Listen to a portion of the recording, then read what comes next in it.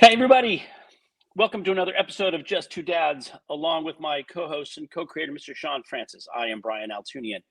Today's episode of Just Two Dads, episode number 124, I've been doing this for a little while, is going to be inspiring. It is going to be it's going to be one that you're not going to forget. We've already been talking for 15 minutes, and I'm already like, oh man, this is too good. You're gonna finally get to understand the question: who is Oliver James? And maybe he'll figure it out as well. So stay tuned for a really inspiring conversation today on Just Two Dads.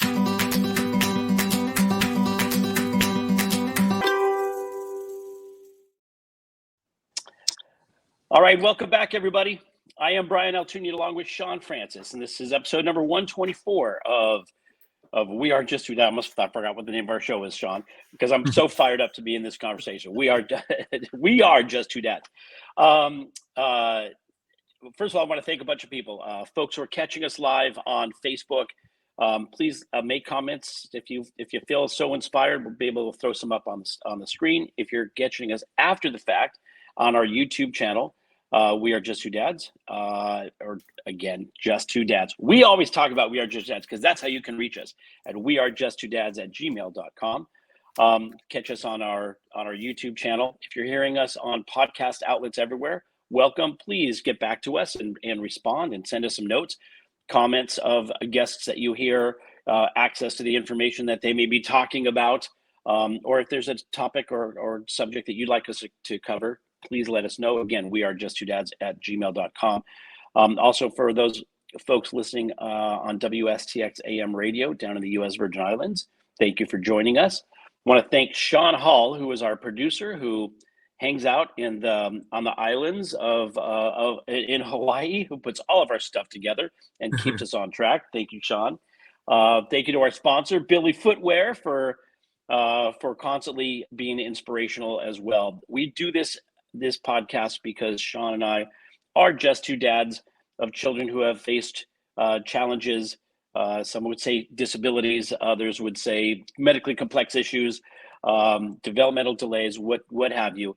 And we were just two dads having a conversation, just wanted to continue to inspire each other. And in the work that we do in financial services, we found that we were encountering a lot of folks who are serving the special needs community.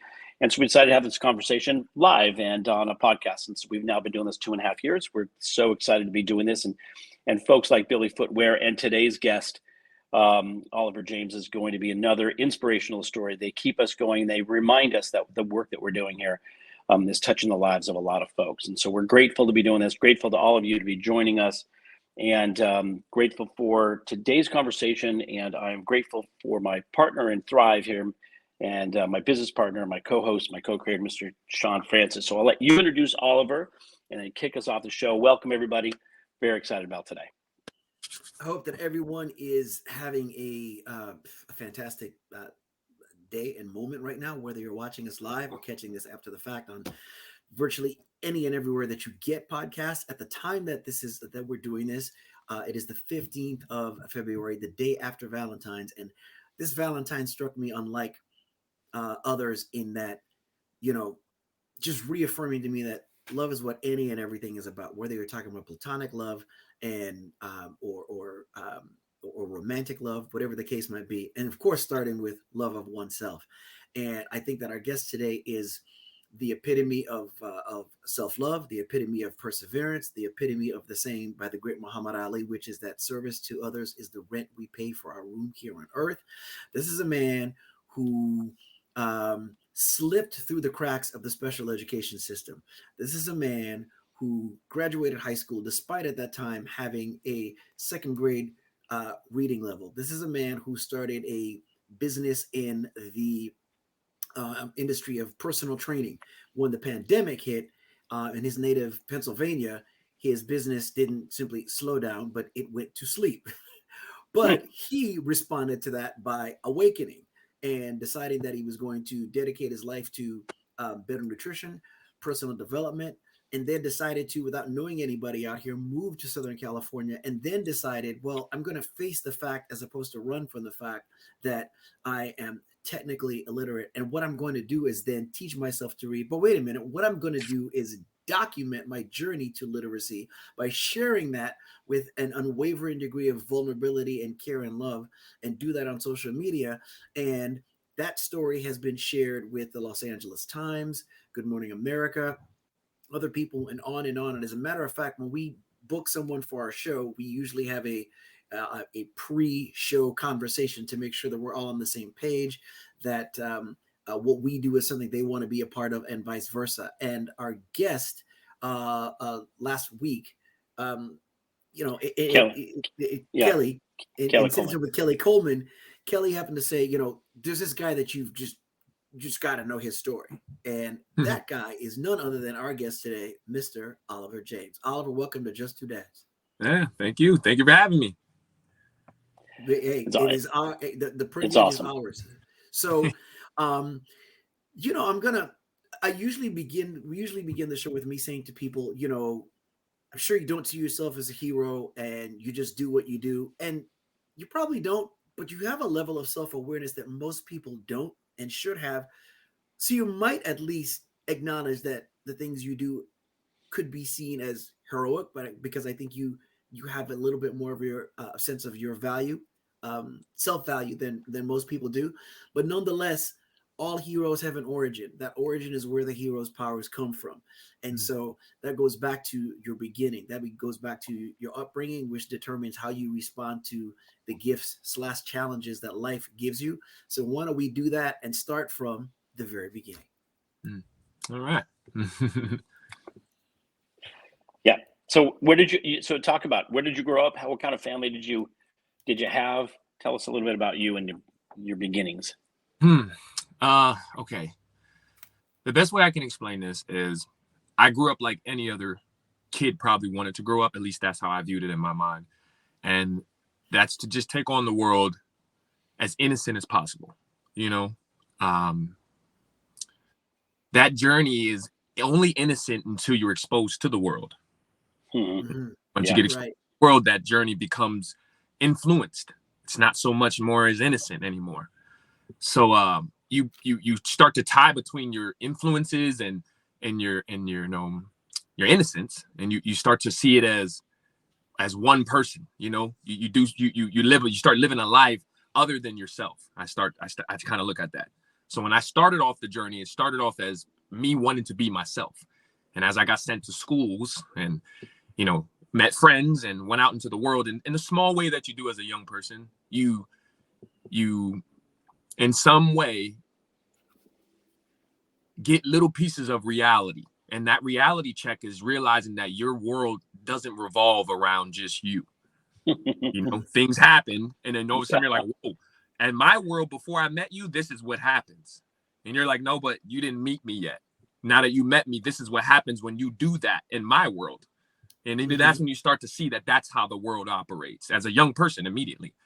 So my household was what it was. I enjoyed my household, but my household wasn't reality. Did you have siblings, or you're an only child? Well, I had a sister that I grew up with, but she was older than me, so she was more like an adult figure. The reality that they created, my mom and my sister, was beautiful. You know, it was a rough place, but they were really good. I think that's where I probably get a lot of my own knowledge from these two women. They were really good at making me realize that you need to enjoy what you got. Like, we're going to have a happy family in a place that may not seem to be happy to many other people. And where in Pennsylvania is this? This was in Bethlehem, Pennsylvania. So it wasn't terrible, but I know now that it's not a life that most people will probably be happy in. That's what I'm basically saying. Yeah. So as I got exposed to the world, I started to see that you start to see other people's lives, other ways of how they live. And that's when you start to kind of judge your world. As I got to elementary school, you see that people, when I was in elementary school, are in a lot of pain. I realized that as a kid. You can see everybody's in a lot of pain. And the reason why I knew that is because I was so innocent, but I was brought pain to me. You don't know it until you're exposed to it. When it gets exposed to you, then you understand it. And I got exposed to it in elementary school when my teachers abused me. You don't know it. It doesn't make, it's not real. It doesn't exist, especially at that young age. And when it came to me, I didn't feel pain. I understood it. Okay. And I know that you're an open book, but I think this goes without saying. We're going to go as deep or as shallow as you care to with any subject. Tell us what that, as much as you're comfortable sharing, what that abuse was consisted of with your teachers. I've waited a long time in my life to, and this is kind of almost emotional to me because I've talked about this, but I don't think I've ever talked like this ever. I've said little things on like, other platforms, and but nothing on this level. Even the interviews. So I want to make this really personal. It scarred me in a way that I can't explain it. And only a person who's ever been through this pain, if you ever been a victim of something, they'll understand it. They could sit here right now and be like, oh my gosh, it's an invincible pain. It's something that creeps into my mind and has ruined me. And I didn't even know it. I stopped being me from what that man did to me. I stopped being me. I didn't know it because I was still a kid and I thought I was a grown up as a kid. So I was just in the world of it. But now as an adult, I'm still in it. And that's how he scarred me. I should not be in that. That should be gone already. That image, that shouldn't be here anymore. Shouldn't be in my head. But the fact that it is in my world today, I realized in life that that's what that man did to me. So think of that. I'm talking to you right now like it's happening to me right now. How I feel in my side of me, it's like it's happening right now. And I want to tell you. I want to first of all, what I want to do is not interrupt you, but I'm sorry. No. What I want to do is, first of all, just tell you from the bottom of my heart, when you're telling this, now I'm looking at you and I don't see you. I don't see the dreads and I don't see the facial hair. What I see is that little boy. That's what I see. And I want to say to that little boy, the little boy is grown up to become a man who has sat with prestigious or well-known entities in terms of media to sit and tell the story. And I don't know why. Maybe you don't know why. And maybe there's something greater than us that knows why you chose to choose our platform to share that with. So that's the first thing. The second thing I see, and I didn't expect this either, is I don't know why I see my son is 16, but I see him at 5 or however old you were when that took place. And I see people that are listening, whether they're listening live or after the fact, and they may be ignored or abused as well. And what I see is what they can become as a result of where you are, which is where we'll get chronologically as we stay on course and track here. And then the last thing I want to say on this particular topic is looking at the balance of the gift / power and influence that a teacher has. We entrust our children with teachers on a daily basis. And the teachers that my son has had in special education have been a gift to us. And the experience has just been great. And for those of you that are teachers, realize what you have and make the very most of it. So thank you for doing that, Oliver. Thank you. I can tell I'm emotional in this one. I can feel it. I'm like, I don't even one question, and I'm already like, woo. Well, yeah, let's continue to add value. So Oliver, in your experience in school, and I'm sure that this had a significant impact, even though you may not have even realized it at the time. Let me just ask if you don't mind. Was it early in your elementary school career? Oh, when the incidents happened? Yeah. Yeah, this was I want to say probably pushing it between second and fourth, fifth grade. So it was between them. It's hard because, you know, when you're a kid, and I didn't get much document on my life. So I'm going off of my document because I don't really have much document of, you know, what schools I was in. I was the kid, you know, so, you know, I'm supposed to have the document, you know, from some form of way, but, you know, I can only tell you from what my kid mind completely remembers. So, and what I can have to, when I take my kid mind and go talk to like adults about it, like, hey mom, what? And she said, oh yeah, you were in that school between first and fifth grade. I'm like, I knew it. Like, okay. Like I knew like that, those things, they're like, it's hard to explain because they're like, you know, people, I don't mean to get religious on people, but they're like little devils, you know, these images are dark. They're very, very dark. They're very dark. They're not happy. It's hard to explain it to you. And again, that's why I know I would get emotional because I have a son now, and you know, it's sometimes to me it's like a joke. I want to just joke about it, and I want to be like, hey, this is a joke. You know, this happened to me. It's a joke. You know, whatever. Let's go on. Let's move on. But you're like, no, man, like somebody changed you, Oliver. You like it's hard to accept. But somebody changed you. You were on the course to be whoever you were going to be, thriving in life, whatever it was. Some person changed you. They changed your existence on this earth. And I couldn't understand that. I was just living life.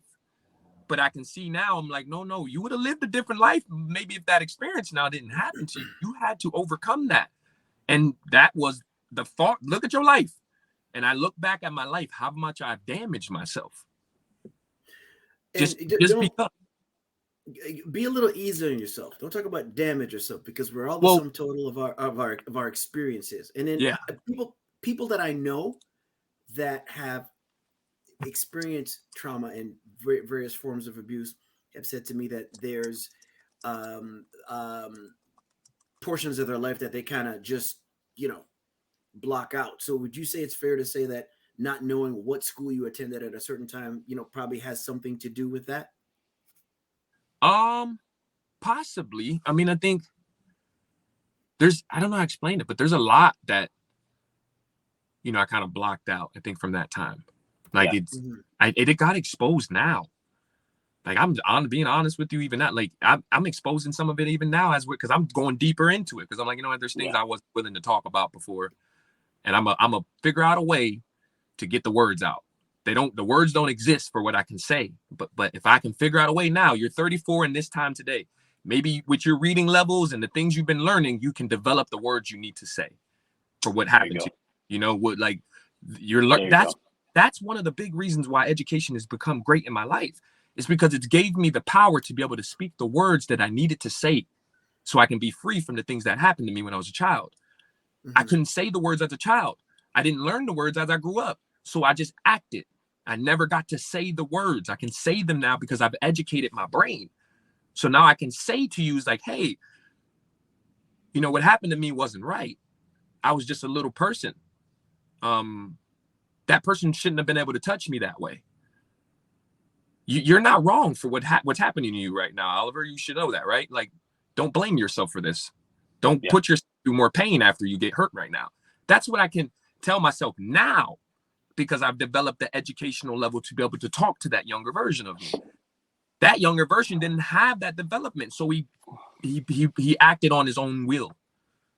And that will took him down a road that I look at it now and I'm like, wow, like every part of your journey was just you trying to figure yourself out. I'm like, that's all it was. So everything I did wrong was me trying to figure out, am I doing this wrong or am I doing this right? Because I never, that development and, you know, reading and you don't have the knowledge. When I started to read and started to understand you, it's deep, man. You start to realize, man, you imprison yourself by not doing that. You will literally imprison yourself if you don't educate your brain. Your brain is everything for what focuses into this world. And that's why a lot of people who heard it, they can imprison you. They can put you in a dark place, like you, and you don't realize. You're like, oh my gosh. But having the ability to read, you get the tools, the knowledge that the people who were already imprisoned, whoever you put themselves through pain through life, they wrote about it. They wrote the answers to those problems. And in those books, you can learn that you're like, so I'm beating myself down. You're like, yeah, man, you got beat down, but you ain't getting beat down no more. You'd be like, well, how, what? Like, you'd be like, yeah, stop beating yourself down. A book can teach you. You're like, hold on. So I'm beating hold on. No, I'm mad because of what he did to me. He did that in third grade, Oliver. You are 34 years old now. Ain't nobody doing that to you today. Right. Let go. And that's what books taught me. Books taught me to be like, hold on, this person said, let this go, because if not, you'll be, yes, let it go, man. Like, and the best way you can talk about it. Don't be scared. You're 34. What are you going to do? Come and hit you now? Come choke you now? Come slam you? No, you are not a kid anymore. He can't do that. And that's the realizing that books can teach you. I'm like, I thought I was big and bad for the things that I was doing to other people, and realized I'm like, once you face yourself, man, you the biggest, baddest wolf in the world. You don't even know it. You think everybody else you're trying to attack is the big bag. Like, I'm going to take this person down. I'm going to do this to somebody else. But I started to realize, I'm like, no, you are the big bad wolf. Take yourself down. Take them down. And I didn't understand that. But books taught me to be like, so it's me. I'm like, you're 34. That man's not hurting you anymore. Like, people aren't hurting you. You are hurting you. And that's when I'm like, how do I stop this? And that's where life starts to begin. That's where it all starts to be like, okay, now we got a life to begin now. And you've spent a lot of time, and we'll get to this, to the chronology again, but you've spent a lot of time talking about mental health, right? And mental well-being, and, you know, mental illness, and in a way, in a significant way, a victim of abuse as a child, really kind of sets, you know, a mental health path that can be very, very negative. So, but I want to go back, right? Because this is having. By the way, we had no idea this conversation was going to go this way. I mean, this is so amazing for us in the moment, and one of the reasons why we love doing these things live, because we're like, holy moly, we didn't go this way, and yet it also helps to craft a picture of who you are as a warrior, as Sean says, as a superhero in the world today. And so we're grateful for your willingness to be vulnerable.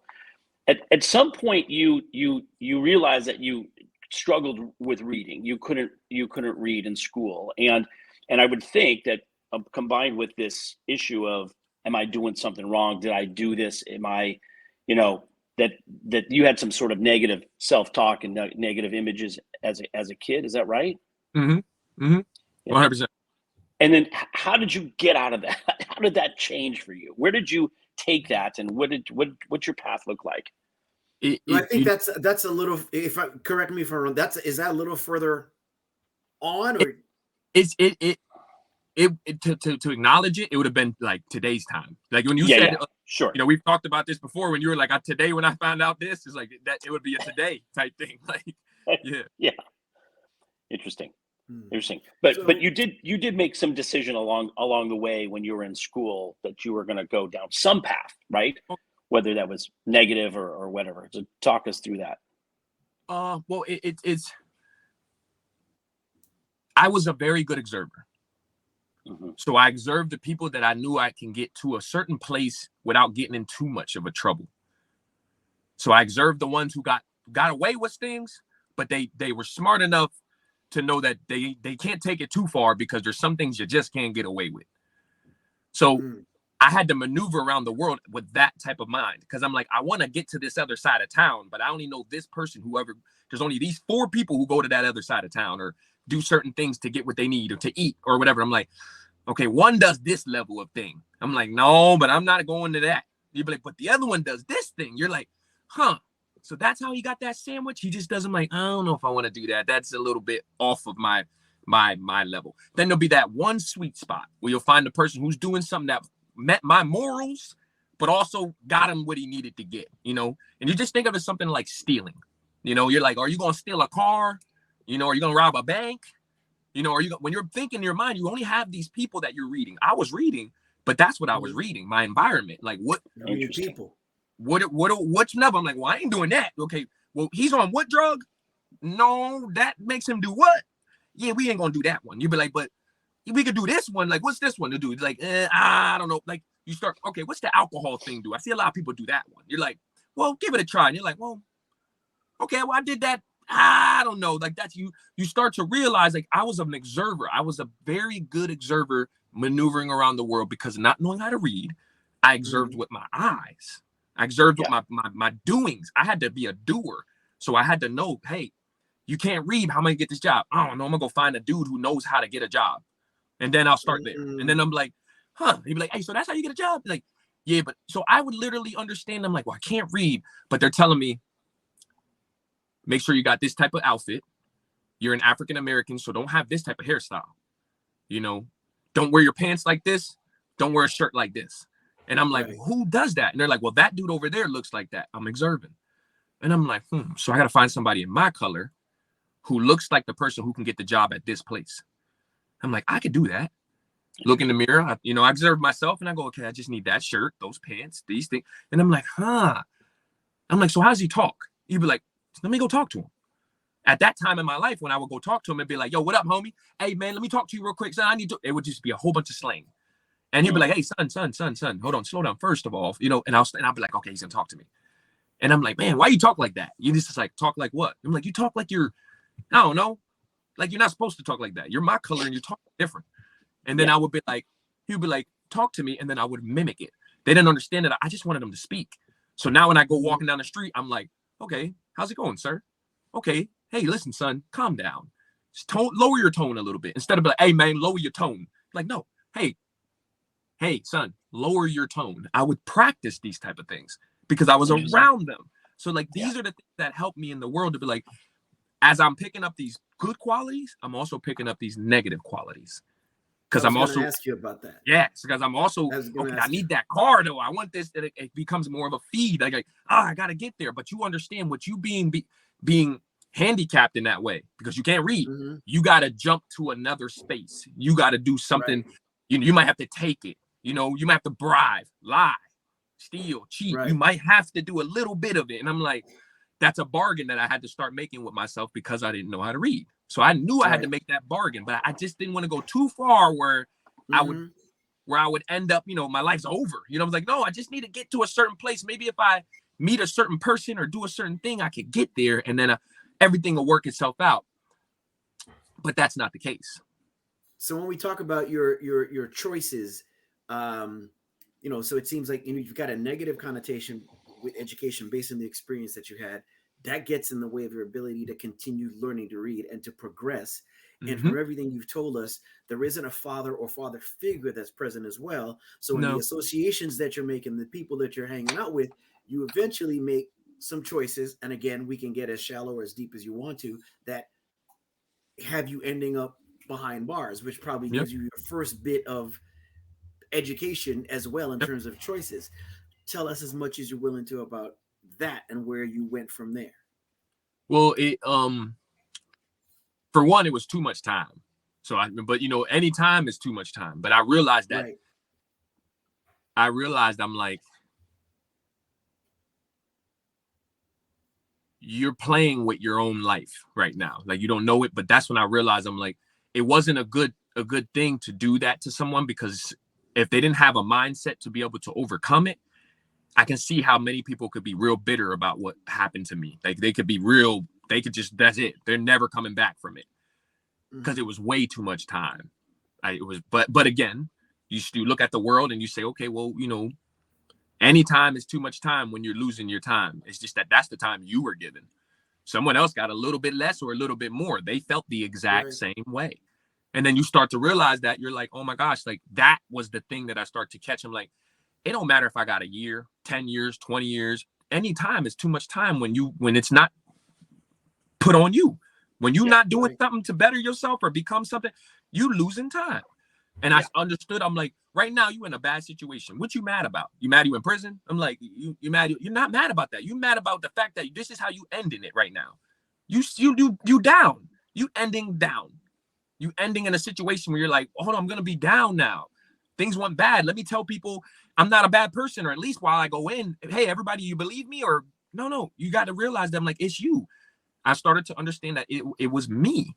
I did so much wrong that I was like, you running from yourself, man. Like, it's literally all you start to realize. It's you. That's all it is. You're down in you.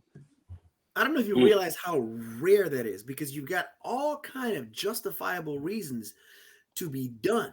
So, and it's funny, and I'm going to tell you something here.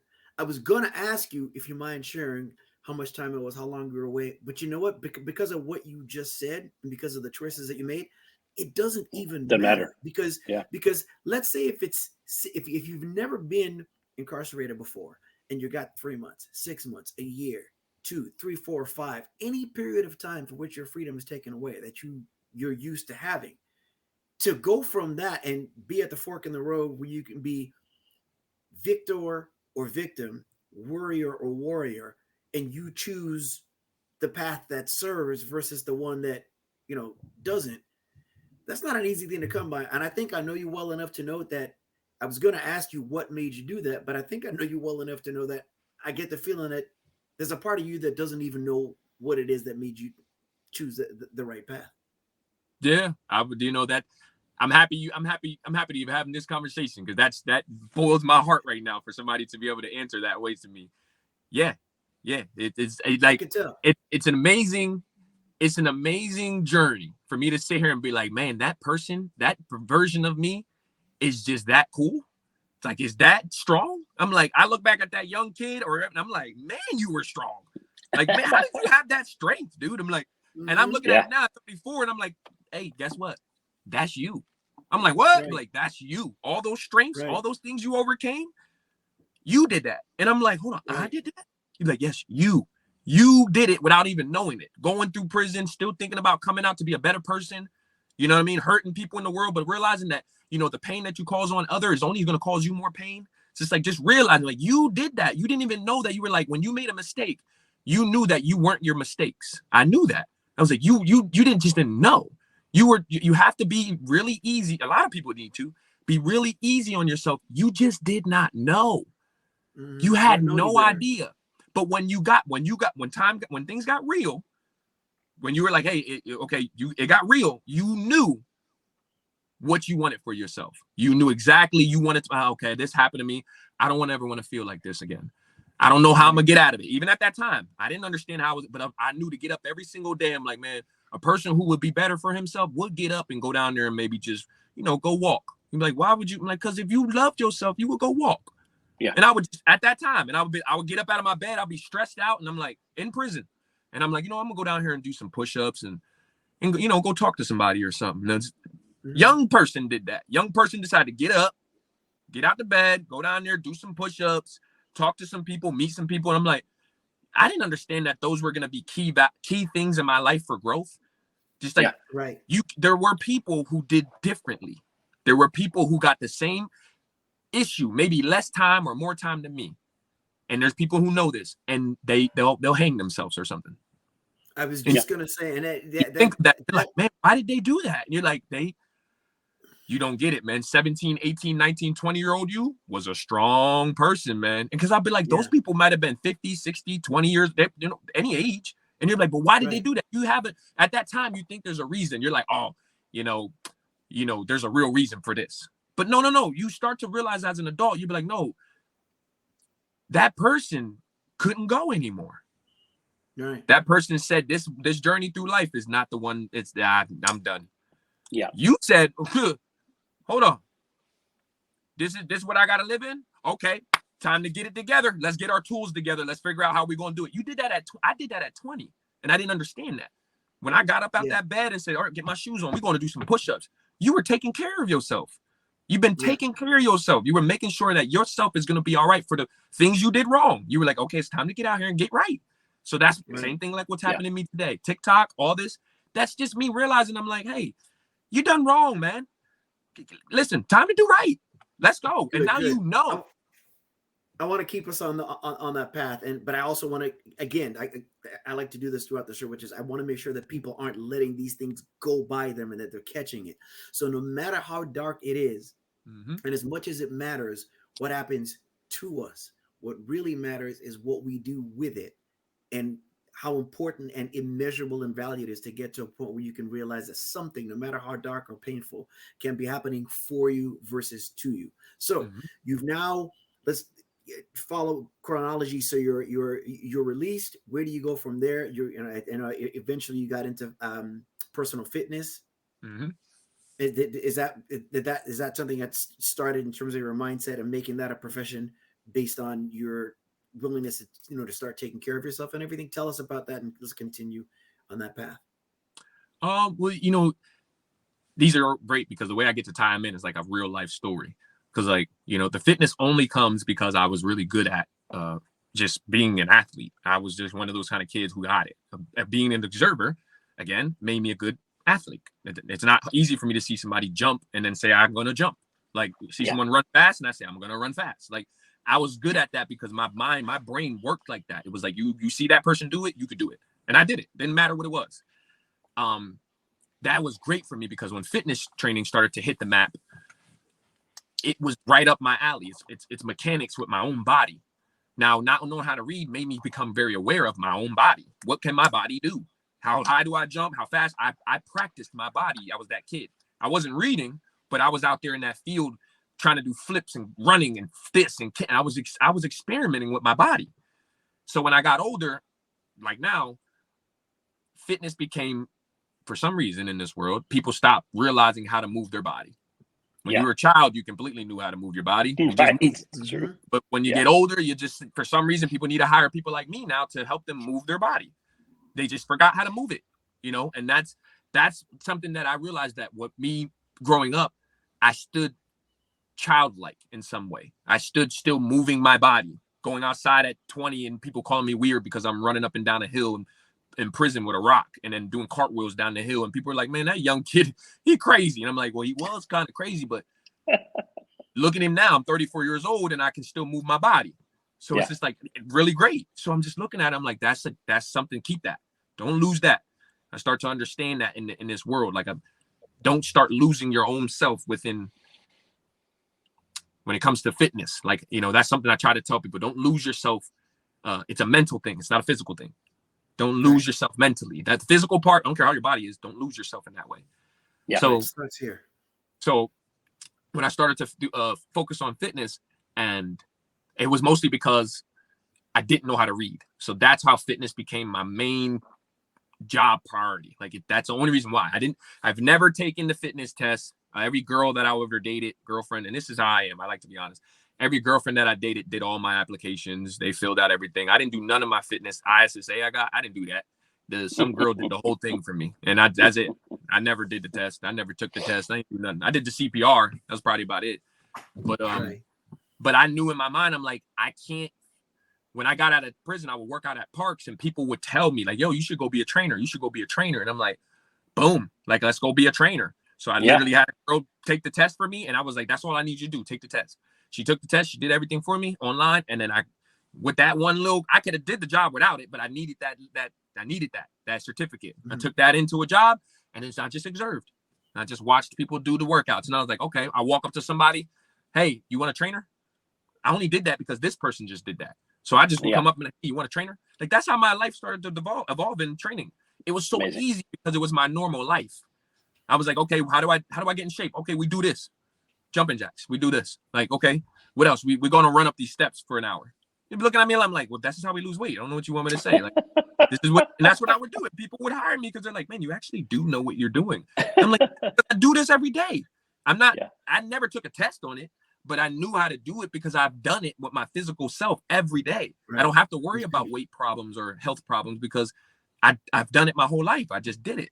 So when I realized that, I was like, oh man, this is just all about people forgetting about how to move their own body. That's all it is. Sure.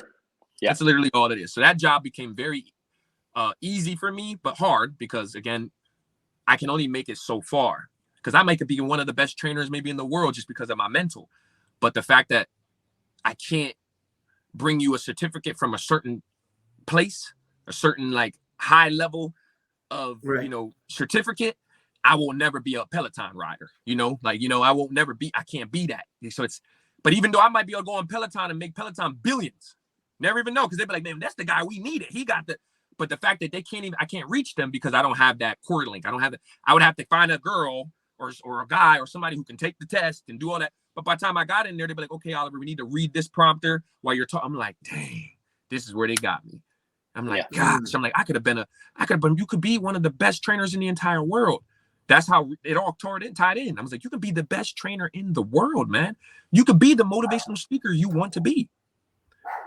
But you might have to read something. And then that's when I realized, I'm like, man, you giving up on every single dream because you can't read. But fitness was not my main dream. My main dream was motivational speaking. I was scared to go even further in fitness because I couldn't read. But I knew I could do the job. Motivational speaking, I didn't even think I could do the job. I didn't even think I was qualified as a human being to speak to people until I started reading. Wow. Okay. And when was that? When was that decision? When did you decide that you needed to start reading? When I came to California, what I was saying. Right. I was going to say, so because I'm resisting when you talked about speaking, and you know where I want to go with that. So I got to stick to the chronology. So you're doing training, COVID, your training is going well, you're developing personally as well. COVID hits, your business as a personal trainer begins to slow down, and then you decide to come to California. You and your girlfriend. Yep. Okay. That's exactly. Yep. That's exactly how I went. It was rough back at home. Once COVID hit, I had an opportunity to have an amazing gentleman who helped me out back there. He had his own gym, and he I never told nobody these things. I don't think either, but he allowed me to rent his gym out. And then when he closed down his business, to start up another business, he bought me a van, this van that I'm in. So he bought me this van, and he was like, hey man, he seen me, said, I seen you I was working at another gym, and they kind of fired me because I started my own gym. They fired me because I started my own gym, and they didn't like it. So you became the gym. Huh? You became their competition. In a way, but I never seen it like that because I was so organic with it. I don't care about them when I left. So I opened it that way. Yeah. Yeah, I opened the gym like right next door. I didn't see that even as a problem either, but I guess because in my mind I'm like, man, I'm just little old me.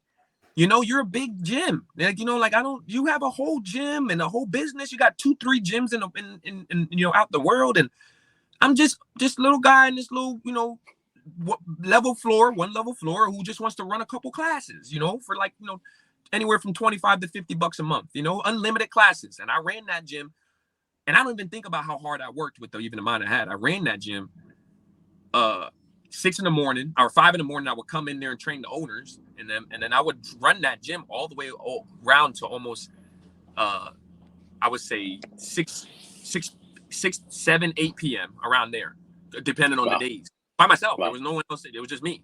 It was just only me, and I would run these classes. And I didn't understand what I was doing. But the owner, he probably bought me this van because he understood it as a business person. It's like, man, before you came here, this was an empty gym. When you left, there was 25 to 20 to 30 people, 50 people in this building every night, all day throughout the night.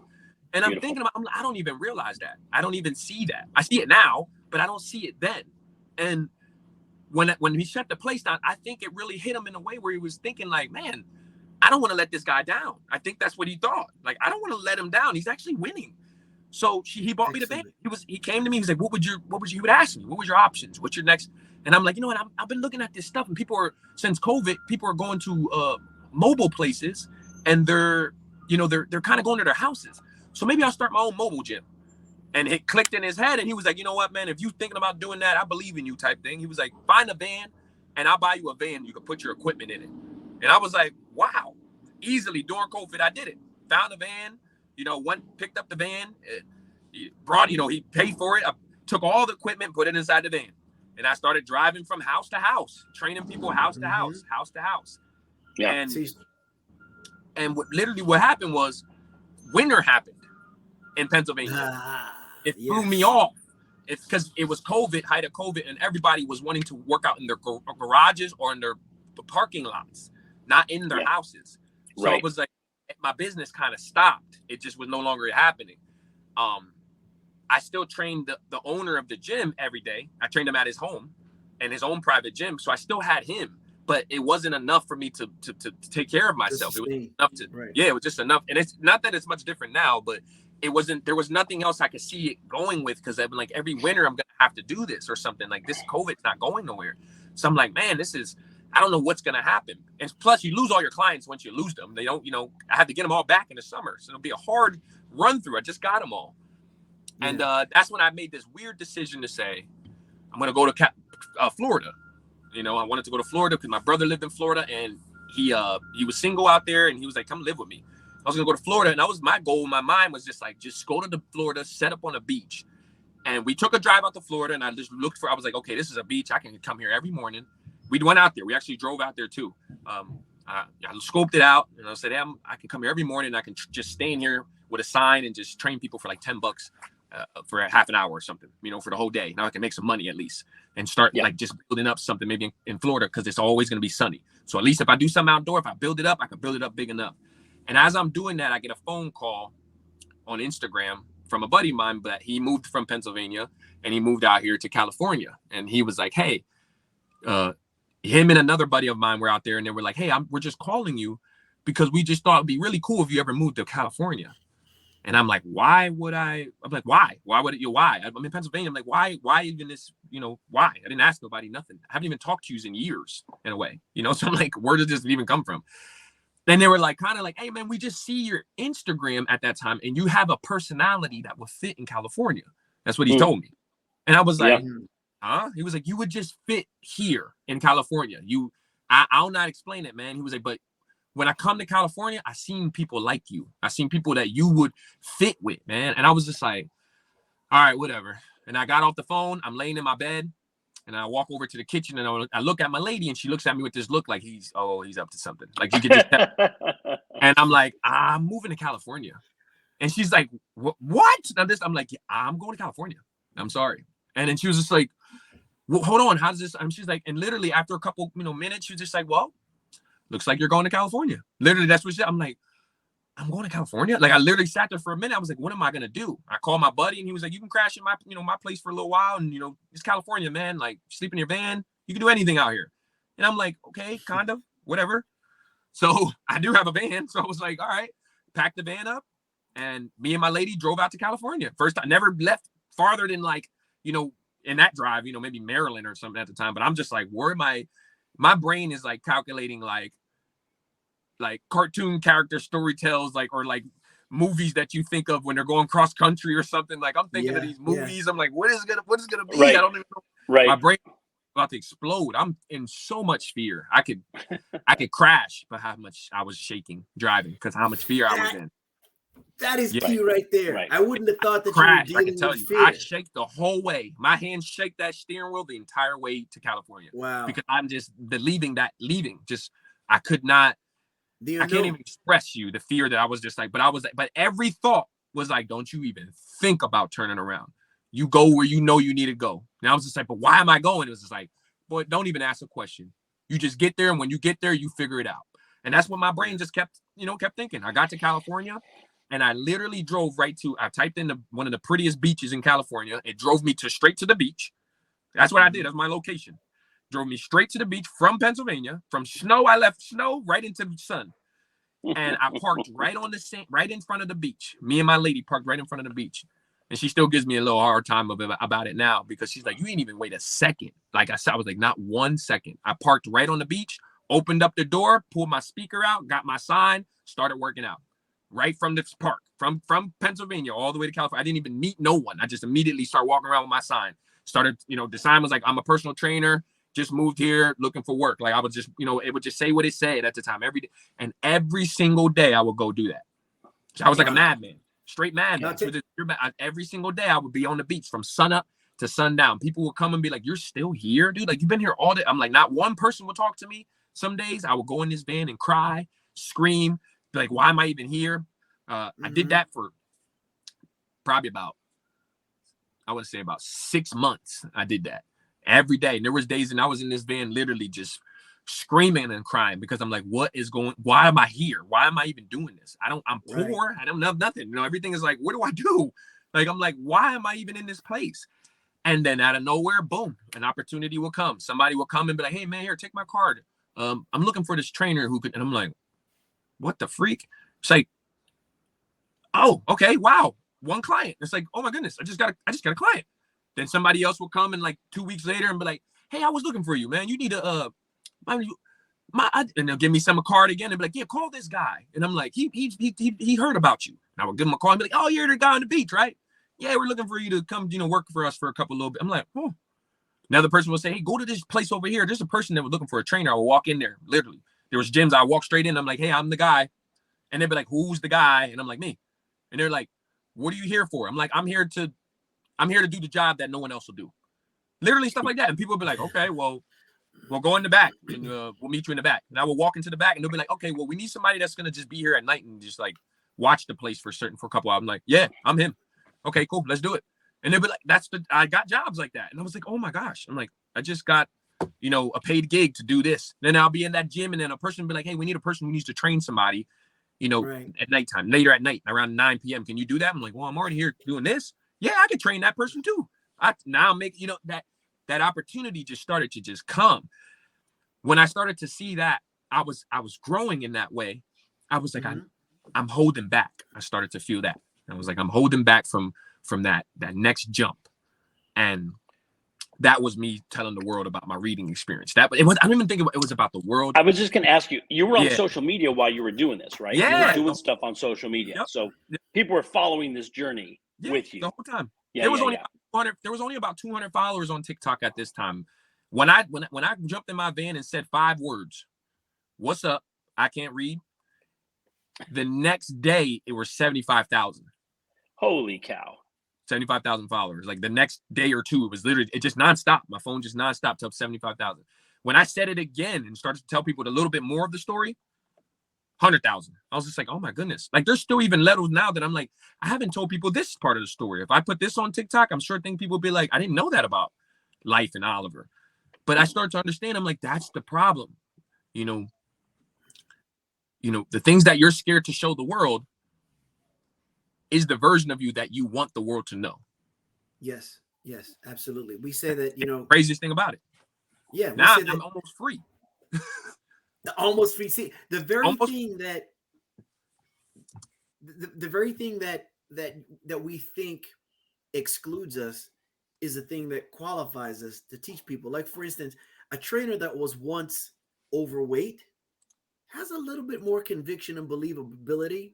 A trainer who was once overweight and is now in great shape than someone who's always been in great shape. You know what I mean? So obviously social media is blowing up. You're all over the place. And then you've got all these things that are taking place in terms of, again, these huge publications and Good Morning America and everything that are just so tell us about that. And then you have your first speaking gig coming up. Yeah. Yep. I had the LA Times come first, and that was everything. That changed everything. But even when the LA Times, when they reached out, I knew that I was like, this is important. You were hurt as a child. You were hurt. You were put through those things as a child. Your journey is about to be exactly what you want it to be. You just don't know it yet. And that's a lot of people in this world won't see that, but your pain will be your pleasure soon. You just have no idea. Your pain is about to be your pleasure. We just got to get you to a right place, a right space and time. That's all we got to do. And it's just been, I can't even explain it. It's hard. This first time I'm drawing a blank with it. I can't even explain it. I don't even have the words for it. Well, I think you speak a couple of universal truths for people, right? So people who need to realize that they need to feel more, childlike when it comes to moving their body. They need to acknowledge some of the stuff that, set them on a particular path, and then, come to terms with it. And also the fact that there are millions of folks in this country who are what we would call functionally illiterate, or they have difficulty reading, maybe have dyslexia or some other issue that prevents them from being at their best. And it doesn't really matter. It stops us, up here in our heads. But if you can declare for yourself, I'm going to make this, to your point, my test becomes my testament, right? Or my testimony, right? This is the thing where you've taken this and said, hey, I can't read. I loved your post when you said, I read a menu for the first time. Happened to be your son's birthday, right? I read the menu for the first time. That was like, how many people just go to a restaurant or order something that they like because they are afraid of acknowledging that they can't Yep. read. And Yep. the fact that you made this public, you've got over 130,000 followers, almost a million likes on all of your stuff on TikTok now and the other platforms, and the acknowledgement now that people are saying, hey, you are me, right? And I think that that's what we all look for, right? I am you, and I'm going through this. It's a slightly different story, but I can come to a new conclusion, which I think is what you've done, and the acknowledgement now that you're getting is absolutely amazing. And I know we're running out of time on the show, and I was just going to say you've got a speaking engagement, which happens to be tomorrow, February 16th, right? In Los Angeles. You want to talk about that for a second? Then we have to unfortunately wrap this up, but it's been such an amazing hour. But you want to talk a little bit about that? It goes quick. I fast. have a speaking engagement with LA County libraries. I have it on my social medias too. Like people could go watch it. It's free. They reached out to me because they have the same beliefs with everything that's going on with literacy and education and just the development of the young people's brains and older people's we're running now too. You know, it is very important that we don't keep teaching just one style of learning. Like I obviously am an example of I learned a lot. I'm a very smart person, and a lot of people, if you get me, the things I've talked about, then you understand that I'm not an idiot. I'm far from that, but yep. I'm just illiterate. I'm just a little bit. That's all. But I'm so smart enough to understand that even this reading that I didn't, learn in the world, that's you're only, if a person's going through it, you're only perceived dumb by you. Like your decision that you choose to accept is how you will ultimately be. So if someone calls you stupid, you got to realize you'll be stupid to believe it. Right. That's on them. That's not on you. Someone else called you stupid. That's their issue, right? That's not your 100%, issue. 100%. Yeah. So that's that's what the things that we'll be talking about with the LA County libraries, especially things that go real deep into just kids or any adults who have any type of fear. Fear, like because there's a big fear. People don't understand. If you have any fear to even think that this is something that you were damaged. Someone made you believe that this holding this back or not talking about it or feeling less than you were damaged. I want to get you out of that damaged place. And the only way we can do that is if you want to hear it, you got to come on, you got to hear it. But I'm that person who's damaged. They damaged me. They hurt me. They took a piece of me. But I'm so strong that I could come on here and tell you, I'm in a war zone with that person right now. That person doesn't get to, that's in my head. They don't get to defeat me no more. I go up in there when I feel down and I feel like I'm stupid. I go up in there with all types of different armor and take them down immediately. And then I walk back out and tell them like, who's stupid? I tell myself that. I'm like, you better not. Smartest person in the world. That's that type of energy that has to be created by you. You need to understand that you stop fighting the world. Don't go out there fighting the world. What you do is you get your guns in your mind and go to war with that person who's trying to tell you to do something that you know you're not. Go to war with them. Take them down. And then when you're done, after about 10, 15, 20 minutes, as soon as you feel that sign of relief, I want you to go enjoy every moment of your day because you earned it. No matter what happens, that's how you start. That's how you start to understand. You be like, man, it don't matter if you lost your job. It don't matter if you got a divorce. It don't matter if you can't read. It don't matter if you this. It don't matter.